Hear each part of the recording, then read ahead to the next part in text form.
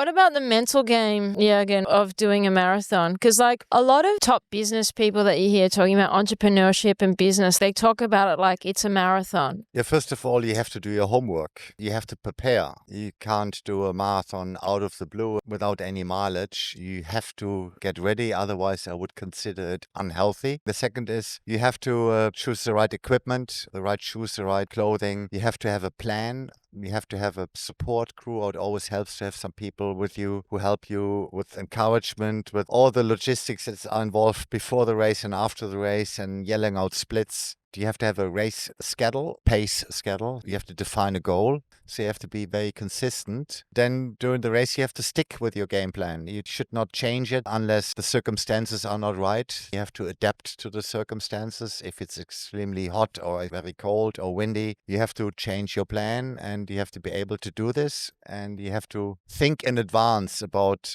anything that might happen and have a solution already prepared in your brain. And then during the race, you have to be consistent, patient, and then it comes to a point when it gets hard. It might feel comfortable for 20 kilometer or 24, 30 kilometer. And then you come to a point where it gets really painful and you just want to give up or slow down. You feel your energy is running out. And then it's a mental game. Then you have to get through this. You have to detract yourself from negative thoughts. So you try not to get into this negativity. You have to think about the positive things. For example, setting some rewards for after the race. So somebody might think about a cold beer after the race or an ice cream, or somebody has some weird thoughts like thinking about naked women or men. Yeah, I wonder who that would be.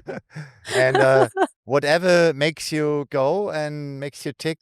Sometimes you have to divide the race also in segments. You just say, okay, I keep that pace for another 3 kilometers and then I go from there. Don't think about the marathon as a 42.195 kilometer run. Think about step by step. Stick to a plan for the first 10 kilometer, adjust. You have a headwind, you might have to adapt your pace and think in shorter segments. Then when you come to the finish line, regardless of how it went, even if you don't have 100% race, there's always this release of happy hormones, endorphins, and you always have this happy feeling, the goosebumps on your skin. Once you've experienced this, it can become addictive and you want to have this again and again.